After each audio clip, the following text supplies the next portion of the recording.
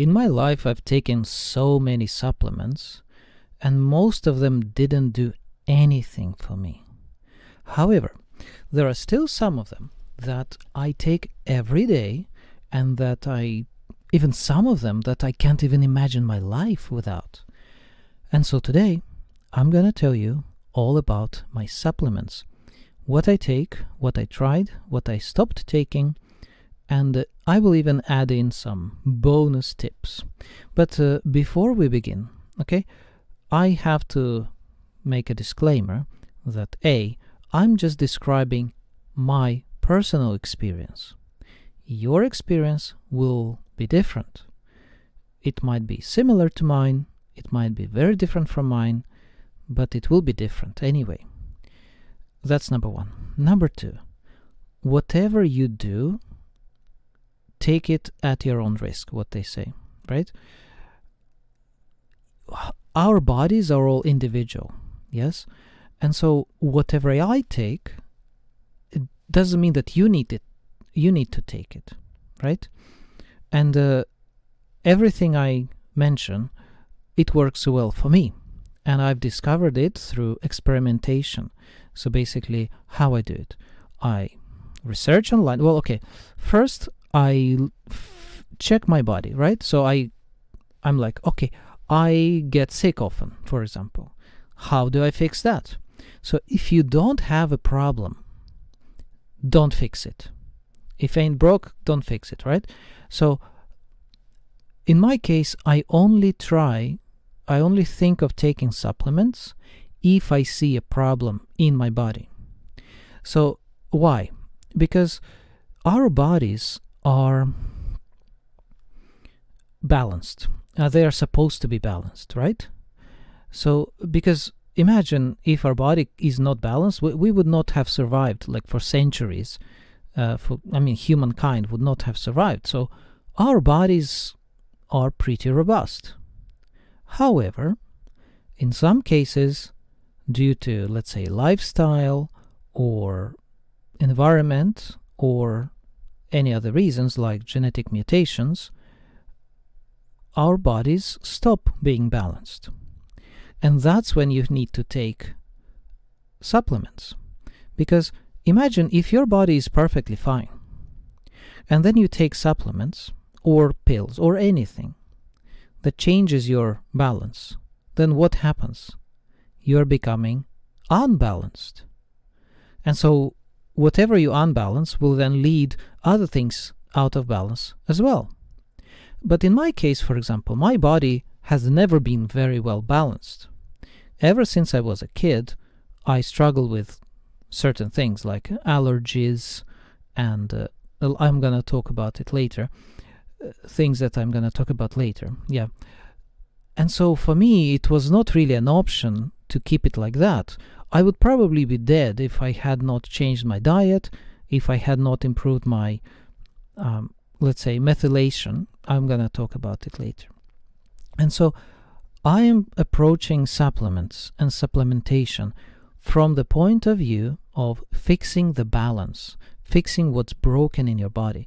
So whenever you're thinking about taking any supplements, you need to think about from the problem first, then the supplement as the solution to the problem. Some people think, okay, I'm okay, but I want to have a better memory, or I want to be stronger, I want to recover faster. Well, if your body is fine now, don't change it. In my case, I have no choice, but you have. But if you think that your body is broken, find out what exactly is broken by finding out what symptoms you have. This is how I found almost all of the problems that plagued me for years, and that's how I addressed them. From symptoms, what is the problem, what is the solution. That's the way to do it. That's my first big disclaimer. My second big disclaimer is, or rather recommendation, is that you do your own research.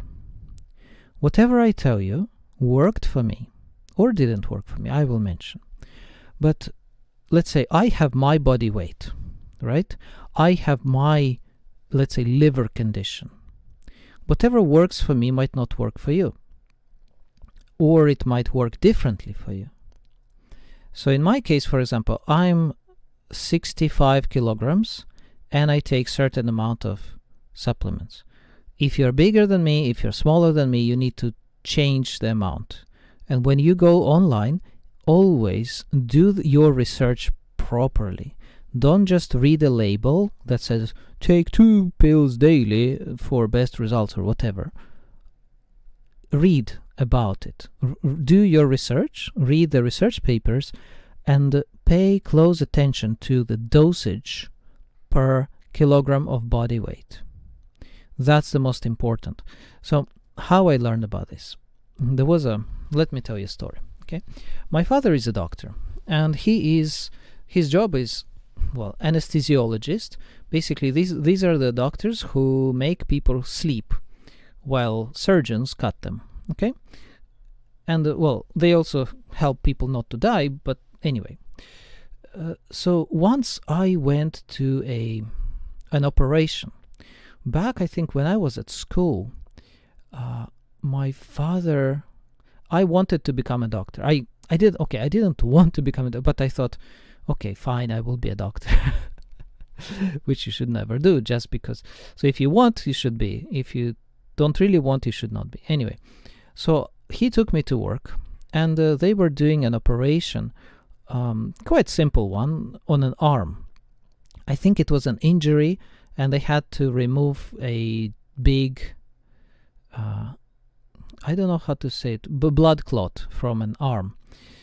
Okay, and when I learned about the importance of calculations is this.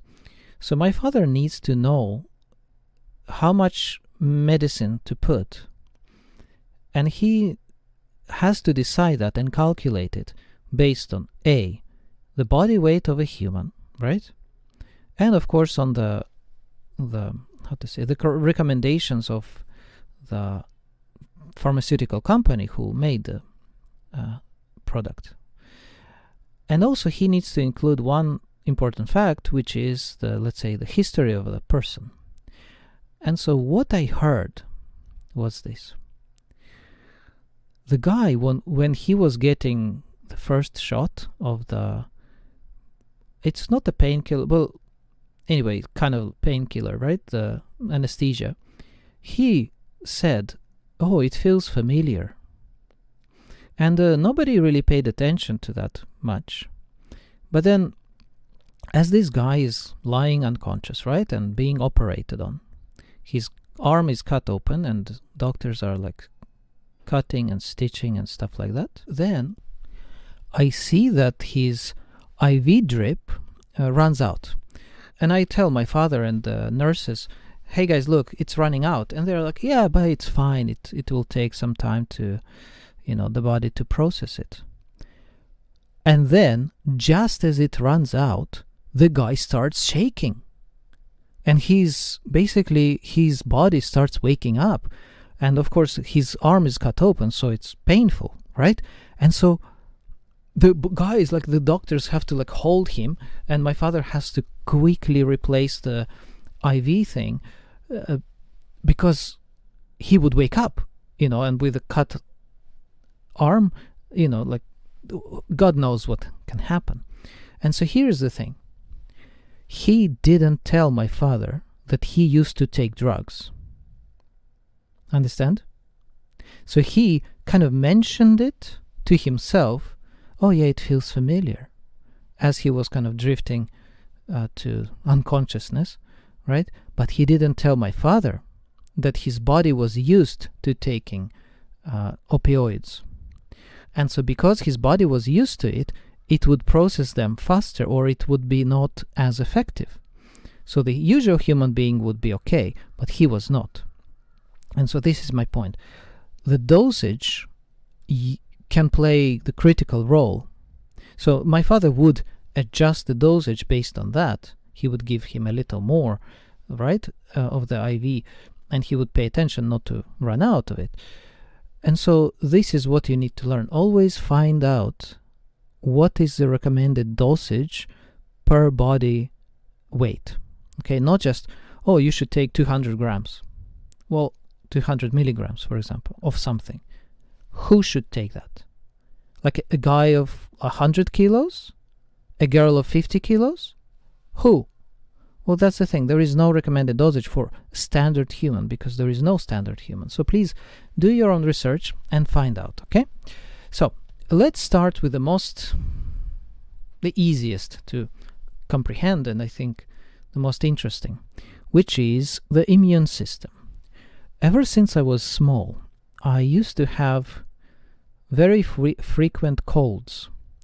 And even now, as I teach, I see that some families are constantly sick.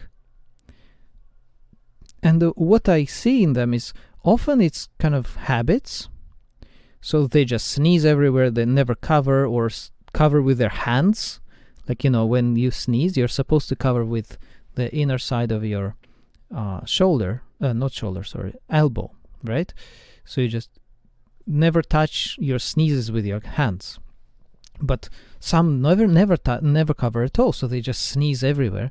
And so, of course, if this is a whole family, then a kid brings it from the kindergarten, then the sneezes at the kitchen table, for example, everybody's sick, then the parents start sneezing, then the next kid gets sick, and so they are almost always sick. And so, in my case, I would cover, of course, but it can also, like this being always sick, I think it can also show that maybe you have some problem. And I honestly don't know what that problem can be, but I remember once I was so sick when I was a teenager that the doctors genuinely didn't know what to do. And I saw this kind of look on the doctor's face, and the doctor was my father's friend, okay? And so my father took me to this doctor, and he's checking my throat, and it's horrible. And his look on his face was like, I have no idea what's going on. And so I remember at that time I was even thinking that I would die from like pneumonia or something like that. It was so bad.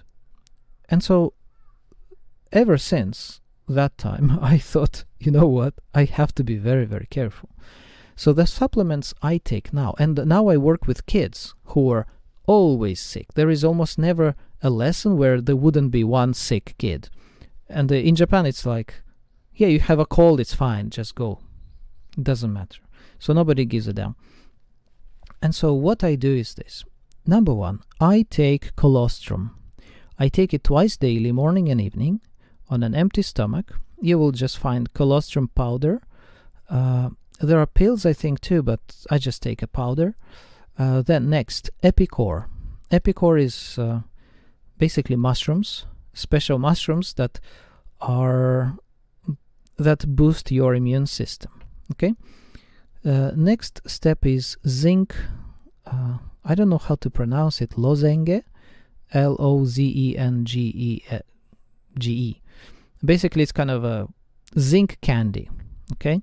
Zinc has been proven to fight viruses, and so it works by basically physically killing the virus.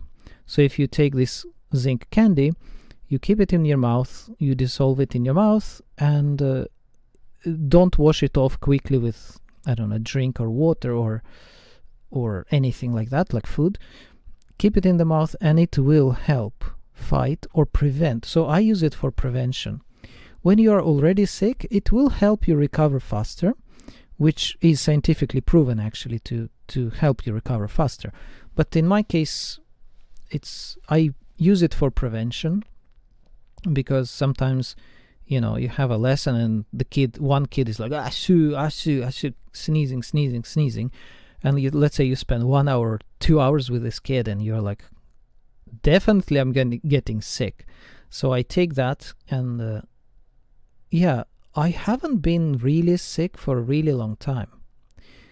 Recently, after COVID, people are relaxing their kind of attitudes. And so I do notice that I get more sick than before. So during COVID, I never got sick. Now it's more. Yeah, it's like once or twice a year, working with, well, sick kids. It sounds so bad, but almost every lesson has somebody sneezing or coughing, yeah, runny nose and everything like that. Then, this is not exactly a supplement, but I drink warm water. And I almost never drink anything cold.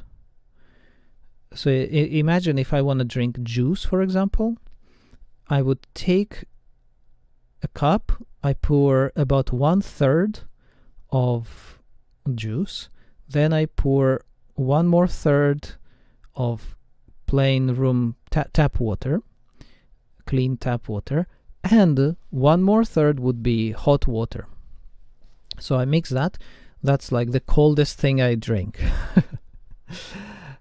In summer I can drink a bit colder, but I try to avoid it at all costs, because you know that when you get fever, for example, that's not because of the virus. That's actually your body is increasing its temperature to help you fight the virus.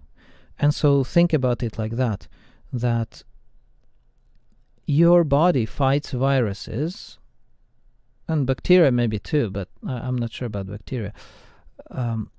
Your body fights viruses better in hotter temperature. So keep your temperature up. And I might have mentioned my body temperature naturally is lower than 36.6, which is the standard. And so again, why, it doesn't matter now, but you see, I have to keep my temperature a bit higher. Okay, so let's move on to the next one, and this is very special to me, which I hope you don't have this. It's called undermethylation. I think I will make a video about it separately, but for undermethylation I take betaine powder. I used to take pills, but now I switched to powder. It's because it's cheaper. It's kind of disgusting, but I don't care. I'm like that, yeah. So also TMG, trimethylglycine, it's called, or betaine powder, betaine anhydrous, I think. And one more thing is, again, zinc picolinate. I take 50 milligrams. Please do your own research how much you need to take, but I found that picolinate is one of the best forms. Next, moving on, magnesium. I take magnesium has so many functions that I can't even classify what am I taking it for. But yes, it also helps with undermethylation. It helps calm down my nerves. I don't know, it's so unscientific, I know. It promotes relaxation. That's what they write on the labels. Okay, magnesium citrate. Again, be careful with when and how much you take, because it can cause diarrhea. Well, I don't have that problem, but because I know the dosage and how to take it. So you have to be careful, right? Then vitamin D in winter. Japan is quite sunny, especially this Tokyo area, but even in winter, like now is December, it hasn't rained in a week. It's sunny, a bit cloudy, sunny, very nice weather, but still sometimes you don't get enough. It's cold, so you put on clothes, right? So you don't really get exposure to sunshine. So that's why I take vitamin D. In summer I do my best to have limited exposure to sun, limited in terms of time per day. So every day a little sunshine, nice. I don't take vitamin D because I feel great. And actually recently also vitamin D helps with immune system, so that's a plus. And recently, yes, I've started taking it in winter, in fall, and I feel much better. I can sleep less. And yeah, actually, let's talk about sleep. So I've always had problems with sleep. Not only me, my father too, my son too. So I once went to a doctor here in Japan and I said, "Doctor, I can't sleep well." And he's like, "Oh, it's because of you're too much stressed." I'm like, "So? You shouldn't be so stressed." I'm like, "Yeah, but I've always been like that." It's probably stress. You should relax more." That's it. And I had to pay money for that. Anyway, so I believe that sleep is, and many people with ADHD, which I identify with, I have many symptoms of ADHD and ADD. Now maybe not, yeah, ADHD too. Many people have problems with sleep. For me, what works is a cold temperature. Funny enough, right? So at night I try to, my best temperature would be probably around 15 degrees Celsius, but again it depends on many things, so it's like 20 is okay. Next, melatonin. Again, know the dosage, because too much will make you sleepy even tomorrow, next day. Not enough will not work, so you need to kind of understand what works. And there is a supplement called Sleep Optimizer, and yeah, it works. I take half of recommended dosage and it's okay, but if I take the full dosage, I will be sleepy the next day. And what else helps, it's not a supplement per se, it's not a supplement at all, it's exercise. I find that whenever my body is not tired, it's very hard to sleep. And so in my case, what I do, or how I think about sleeping, is this. You have two parts, your head and your body. To sleep well, both of them must be tired. If one of them is not tired, it's gonna be very hard to sleep. Let's say your body is exhausted, your head is completely fresh, hard to sleep. Your head is tired, your body is fresh, hard to sleep. So in my case, the amount of sleep I need changes depending on how tired I am. And so for me to sleep well, I need to get tired. For me, what works is aerobic exercise, like cycling. That's one of the reasons why I actually cycle to and from work. It really helps. On the days when I don't cycle, it's harder to sleep. Okay? Next, I also found that Bacopa, it's a supplement for memory, Bacopa. It's called, wait, let me read it.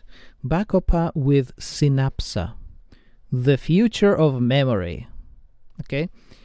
So funny thing, it does help with memory just a little, much less than, let's say, habits. So if you have better habits, you will improve your memory much better than taking supplements. But what I found is that when I take this supplement, I need to sleep less. This is kind of, you know, some people say, "Oh, I can sleep 6 hours and I feel fine." But actually they are not fine. I've checked it with so many kids. Over the years, I've asked, okay, what time do you go to bed? At this time. What time do you get up? At this time. Aren't you sleepy? I ask. And they're, no, I feel good. And then I check their, let's say, knowledge or recall of words, and they're like, they can't remember anything. And so I say, yeah, maybe you don't feel sleepy, but you are. You are not functioning. And so how I know it is because, let's say, the same kid will come to me on the school vacation, right? So the holidays, and they are like 2 times better at everything. I'm like, dude, you don't get enough sleep. You might not feel sleepy, but you are sleep deprived. And so what's funny is that this Bacopa, it kind of induces that in me. I can sleep less. I feel, I feel better. So if I keep, let's say, not sleeping well for several days, and taking Bacopa, I don't feel sleepy, but I also experience decrease in my functioning.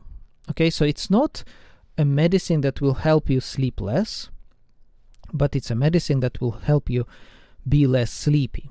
Okay, and then you sleep less. So it's kind of a tricky one. I would not recommend it. Just try maybe if you have memory problems. And one more thing is performance. Okay, for relaxation and general performance, basically recovery. Okay, taurine is quite good. And next is the mood. As you may know, I've had depressions, I've had suicidal thoughts, and stress. And so what helped me was, number one was ashwagandha. Ashwagandha, or gandha, I don't know how to say it properly. Basically, this supplement is natural plant supplement, and it makes you more relaxed. It doesn't make you happier, but it makes you more relaxed. And what's funny thing about these mood supplements is that, number one, they are natural. That's great, yeah. But number two, at least in my experience, they cause long-term changes. So here's the thing. Imagine this. You are a very nervous person, okay?